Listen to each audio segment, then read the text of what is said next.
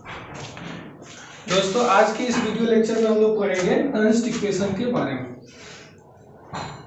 नॉनस्ट equation के बारे में तो इसका 3 केस में हम लोग पढ़ते हैं। पहला केस में हम लोग पढ़ते हैं कि केस फर्स्ट में कि Nernst equation for electrode potential, कि इलेक्ट्रोड पोटेंशियल के पे जो रिएक्शन होगा उस समय नॉनस्ट इक्वेशन क्या होगा। तो इलेक्ट्रोड पोटेंशियल की बात कर रहे हैं तो वहां का रिएक्शन हम अगर लिखते हैं ऐसा कि Mn प्लस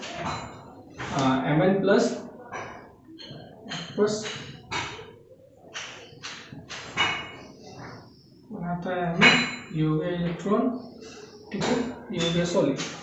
अब इसमें हम नॉनस्ट इक्वेशन कैसे लिखेंगे, ठीक। तो नॉनस्ट इक्वेशन ये हो गया कि नॉनस्ट इक्वेशन है E cell is equal to E naught cell minus RT and F ln E right by E left। अच्छा, अगर ठीक है, यहां से बात करते हैं, ठीक। अब ई सेल क्या होगा, ये देखिए ई सेल हो गया Mn प्लस 2m, ठीक। ई नॉट सेल Mn प्लस m माइनस RTNF। तो RTNF तो यहाँ लिख देते हैं 2.303 RT बाई NF। ये 2.303 कहाँ से आया, तो ये ln है, इसको log to the power base 10 पे लिखने पे हम लोग ऐसे लिखते हैं। तो अब यहाँ पे हम लिख सकते हैं कि log E राइट में क्या है, तो E cell of the right में क्या है, तो Mn solid by Mn plus, ठीक है। ये आपको समझ में आया, एक मिनट, हाँ सही, ये एक्वस मीडियम में है, हाँ एक्वस सही है। चलिए, तो ये हो गया E cell is equal to E naught cell minus इतना by right by E left.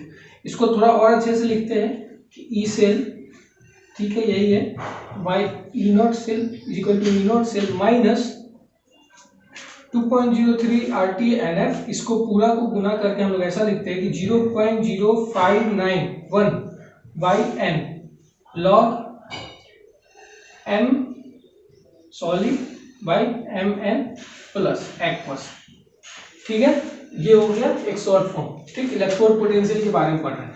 अब हम जानते हैं कि Mn जो S है ये सॉलिड में है। तो जब कोई भी कंसंट्रेशन जब सॉलिड में हो, जो कोई भी मॉलिक्यूल उसका सॉलिड में हो, तो उसका कंसंट्रेशन हम लोग यूनिटी मान लेते हैं। मतलब कि इसका जो वैल्यू होगा वो सीधा S है, तो इसको हम इसमें कवर नहीं करेंगे, इसके बदले हम सीधा लिख देंगे 1। मतलब अब जो रिएक्शन हम लोग लिखेंगे वो होगा E cell is equal to E naught cell minus 0.0591 by n log 1 by Mn plus aqueous. ये हो गया। तो ये हमारा नॉनस्ट इक्वेशन है इलेक्ट्रोड पोटेंशियल के केस में। अब थोड़ा इसको और थोड़ा अच्छे से समझते हैं कि अगर हम ये बात करते हैं कि ई सेल कब जाता होगा, हम बात करते हैं कि ई सेल का वैल्यू कब जाता होगा, तो ई सेल का वैल्यू तब ज्यादा होगा जब ई रिडक्शन हमारा बढ़ेगा और ये हमारा घटेगा, तब ई सेल का वैल्यू हमारा ज्यादा होगा। अब जैसे ये देखिए, इसका वैल्यू बढ़ जाए तो ये पूरा छोटा हो गया, ये छोटा हो गया, और इससे जब घटेगा तो मतलब बड़ा क्वांटिटी आया, मतलब ई सेल बढ़ गया। अगर ये छोटा हो जाए, ये बढ़ जाए, ऊपर वाला बढ़ते गए, तो इसका वैल्यू ज्यादा में से कम घटेगा तो कम आएगा, तो मतलब ये ई सेल छोटा हो गया। तो ई सेल कब बढ़ेगा, जब ये हमारा बढ़े, ये हमारा घटे, ठीक है। कितना, और आईटी में भी सब आता है कि ई रिडक्शन जो हमारा है, ई रिडक्शन और ऑक्सीडेशन, इस दोनों में से हम क्या बढ़ाएंगे जो ई सेल का वैल्यू हमारा बढ़ेगा। तो ई रिडक्शन की बात हम कर रहे हैं या ई ऑक्सीडेशन की बात कर रहे हैं, तो लेफ्ट मतलब ऑक्सीडेशन, राइट मतलब रिडक्शन, ठीक। अब दूसरा केस हम लोग पढ़ते हैं। तो Nernst equation for electrode potential का क्या है, E cell E naught cell. E cell क्या हो गया, तो ई सेल हमने यहाँ लिख दिया, ई नॉट सेल भी यही चीज है, यहाँ लिख देंगे इसका जो वैल्यू है, मतलब, ठीक। ये n क्या है, तो ये n क्या है कि number of transfer of electron. देखिए कितने इलेक्ट्रॉन का ट्रांसफर हो रहा है, एक रिएक्शन में इलेक्ट्रॉन का कितना, यहाँ एक इलेक्ट्रॉन लूज हुआ, ठीक, इलेक्ट्रॉन लूज होने पे n का वैल्यू मतलब 1 लिखेंगे, और यही इलेक्ट्रॉन का n का वैल्यू अगर हम लूज नंबर 2 करते हैं तो n का वैल्यू 2 हो जाएगा। अगर 2 इलेक्ट्रॉन यहाँ से लूज करेगा, जैसे एक एग्जांपल, चलिए दूसरा टॉपिक हम लोग लेते हैं कि इलेक्ट्रोड पोटेंशियल हो गया, यहाँ लेते हैं कि फॉर हम लोग लेते हैं यहाँ पे दूसरा टॉपिक है फॉर ईएम ऑफ सेल के बारे में लेते हैं। नर्स्ट इक्वेशन, जब ईएमएफ सेल होगा, इलेक्ट्रोमोटिव फोर्स सेल होगा, तब नर्स्ट इक्वेशन को कैसे लिखेंगे उसकी बात करते हैं। तो ईएम ऑफ द सेल है, इसका रिएक्शन कैसे होगा, तो ए प्लस बीबी बनाता है सीसी प्लस पीडी, हो गया। अब इसको नॉइस इक्वेशन कैसे लिखेंगे, तो नॉइस इक्वेशन क्या है, तो ई सेल है, E cell is equal to E naught cell minus R T N F L N E right by E left. इसको याद कर लें, नॉइस इक्वेशन का ही है, सब में इस यही लगाना है। अब E cell is equal to E naught cell minus R T N F, इसको पूरा जोड़ के हम लोग लिखाइए कि 0.0591 बाई एन, एल एन से हो गया लॉग हो गया, राइट क्या है, तो राइट में हम लोग अब ये लिखेंगे, ये सी है, जो भी इसके कंपोनेंट में आता है उसका यहाँ देखिए स्क्वायर लग जाएगा, डी है, स्क्वायर नहीं मतलब जितना मॉलिक्यूल है, तो सी है तो यहाँ सी, डी के ऊपर डी बाई ये ए और ये बी के ऊपर बी। तो हमारा नॉइस इक्वेशन का ईएम ऑफ दिस सेल का अगर हम लिखना चाहेंगे नॉइस इक्वेशन, इसको कैसे लिखाएगा, तो ये कुछ ऐसे लिखाएगा। अब ये एक्चुअली क्या है कि RTNF, तो इसको हम लोग क्या लिखे हैं, ये 0.0591 कहाँ से आया, ये एक बार नहीं याद आ रहा है तो थोड़ा फिर से समझिए कि एक तो एल एन है, एल एन के बदले लॉग लिखना है तो हम यहाँ लिखेंगे 2.303, ठीक, तब यहाँ लॉग लिख लिए। RT का वैल्यू R क्या है, तो रियल गैस कांस्टेंट जो कि आप लोग पढ़े ही है। टेम्परेचर, तो हम लोग किसी भी रिएक्शन को स्टैंडर्ड टेम्परेचर जो माना जाता है वो 298 केल्विन पे, तो कोई भी चीज हम लोग सपोज करेंगे कि 298 केल्विन की ही बात हो रही है, तो यहाँ 298 हो गया, तो इस पूरे, और फराडे कांस्टेंट है 96500, ये फराडे का वैल्यू होता है, ठीक है। तो इतना गुना करने के बाद हमको आ रहा है 0.0591 बाई एन। अब एन का वैल्यू जितना इलेक्ट्रॉन मूव करेगा उतना दिखाएगा। अब हम तीसरा केस की बात करते हैं, फॉर डैनियल सेल की बात करते हैं। तीसरा for Daniell cell, Daniell cell मतलब इलेक्ट्रोकेमिकल सेल, उसको ये भी बोल सकते हैं इलेक्ट्रोकेमिकल सेल। इलेक्ट्रोकेमिकल सेल क्या होता है, तो इलेक्ट्रोकेमिकल सेल ऐसा सेल है जो केमिकल एनर्जी को इलेक्ट्रिकल एनर्जी में चेंज करता है, ठीक है। तो ऐसे सेल को हम लोग बोलते हैं इलेक्ट्रोकेमिकल सेल। हालांकि ये इलेक्ट्रोकेमिकल सेल काफी मतलब इसका पोटेंशियल, इसका वोल्ट मतलब काफी ज्यादा है as compared to hydro electrical power plant. अगर हम इस चीज पे वर्क करें और इससे इलेक्ट्रिसिटी जनरेट करें तो ये काफी यूजफुल है। दूसरा ये क्या है कि ये लेस पॉल्यूटिंग है, ये पॉल्यूशन भी इससे नहीं होता। हाइड्रोकेमिकल से लैंड की खपत होती है, फिर से पानी का, इतना इस सब में चीज में ये नहीं है, ये पॉल्यूशन भी नहीं है और इस पे अच्छा भी है। तो अगर हम इस पे वर्क करेंगे तो डैनियल सेल की ईएम ऑफ द ये इलेक्ट्रोकेमिकल सेल की बात करते हैं तो इसका रिएक्शन कुछ ऐसा होगा जो हमने पहले लिखा था हाफ सेल के बारे में, उसको अगर पूरा कंप्लीट कर देंगे कुछ ऐसा, Zn प्लस Cu2 प्लस बनाता है Zn2 प्लस Cu सॉलिड। इस रिएक्शन में देखिए कि Zn Cu से कॉपर से रिएक्ट करके जो कि इलेक्ट्रॉन ज्यादा था तो इस Zn ने इलेक्ट्रॉन को गेन किया और Zn2 प्लस बन गया और इसने रिलीज करने पे ये ऐसा हो गया, ठीक।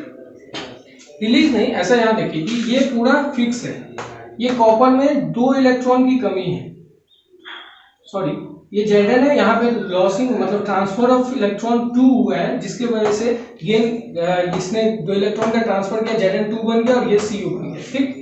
तो इस रिएक्शन में अगर हम नर्स्ट इक्वेशन की बात करते हैं तो यहाँ पे अगर नर्स्ट इक्वेशन हमको लिखना है तो ये कुछ ऐसा लिखाएगा, E Zn Cu2, एक मिनट, सही है।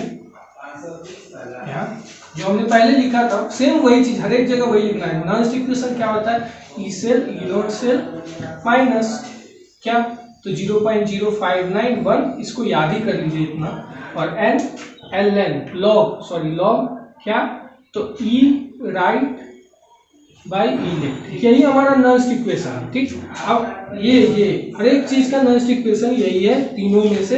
अब इसमें सिर्फ वैल्यू बदल जाना है। इससे ई नॉट से Zn से रिएक्ट करने पे, मतलब Zn से कॉपर के साथ रिएक्ट करने पे Zn2+ बनाएगा और Cu बन गया। तो ठीक है, तो इसका जो इलेक्ट्रोड पोटेंशियल, तो हम लोग क्या करेंगे, यहाँ देखिए,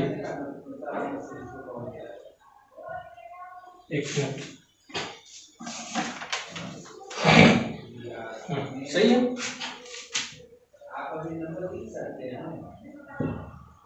कि 2 इलेक्ट्रॉन का लूज कॉपर गेन Zn2+। ठीक, अब यहाँ पे क्या है, तो दोनों में डिफरेंस, तो ई नॉट सेल क्या होगा, ई राइट माइनस ई लेफ्ट, क्योंकि एक पे एनोड एक पे कैथोड। तो इसको जब ई नॉट, तो इसका जिंक का कुछ इलेक्ट्रोड पोटेंशियल कितना होता है, जो इलेक्ट्रोकेमिकल सीरीज है उसमें से देख लेंगे। कॉपर का कितना होता है, इस दोनों को जो घटा के कितना आता है, तो इस दोनों का जो आता है वो आता है 1.1 के करीब। तो हर एक इक्वेशन का आप जैसा भी जो रिएक्शन है उसका आप कर लेंगे, ई नॉट से निकल जाएगा। तो यहाँ E cell E naught cell minus 0.0591 by N, कितना का ट्रांसफर, 2, एन हो गया 2, log E right by E left, right ये है। हम यहाँ पे लिखते हैं Zn, यहाँ लिख लेते हैं 2+ Cu by Zn plus Cu2+। ठीक है, कोई गलती कुछ नहीं। अब हम लोग शुरू में पढ़ा था कि जिस मॉलिक्यूल का ये सॉलिड में उसका कंसंट्रेशन कितना लेंगे, तो 1 लेंगे, मतलब इसका भी 1। तो आप नया हमारा क्या आ गया, E cell is equal to E naught cell minus 0.0591/2 log Zn2+। इसके बदले में क्या लिखेंगे, 1, सॉरी प्लस नहीं होगा, इंटू में होता है Zn, इसके बदले में क्या लिखिए 1 से गुना होकर इतना आ गया। अब ये Zn सॉलिड में है, यहाँ ये एक्वस में है, तो इसको कितना लिख दिए, तो 1, तो अब कितना आ गया Cu2+।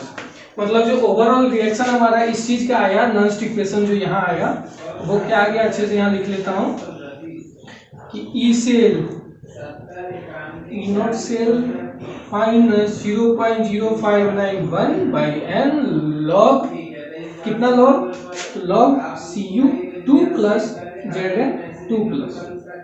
ठीक है, अब सॉरी